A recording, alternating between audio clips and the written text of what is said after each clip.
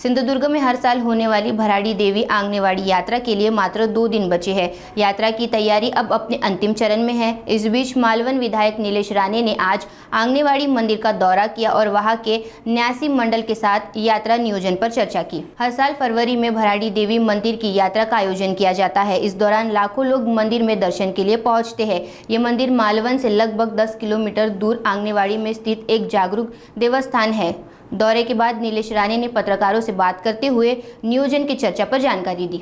सगळ्या प्रकारचं नियोजन शासन स्तरावर झालेलं आहे, स्थानिक स्तरावर झालेलं आहे। अनेक बैठका झालेल्या आहेत। आताही तुम्ही बघाल जिल्ह्याचे एसपी पोलिसांचं एक मीटिंग घेत आहेत, त्यांच्या काय जबाबदाऱ्या आहेत त्याबद्दलची ती मीटिंग आहे।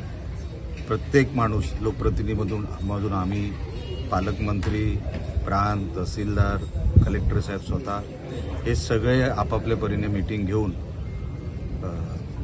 चांगला आणि एकदम सुरळीत हा आंगणेवाडीचा जो काही जत्रेचा जो काही भाग आहे, दर्शनाचा जो भाग आहे, तो कोणालाही त्रास होऊ नये, अडचण होऊ नये, कसली गैरव्यवस्था होऊ नये यासाठी आम्ही सर्व स्तरावर दक्षता घेण्याचा आम्ही प्रयत्न करतोय।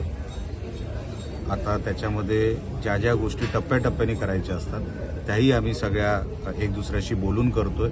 समन्वय चांगला आहे। ग्रामस्थ, कमिटी आणि आम्ही सगळे लोकप्रतिनिधी आणि शासन मिळून एक चांगली व्यवस्था इथे देण्याचा आमचा प्रयत्न आहे।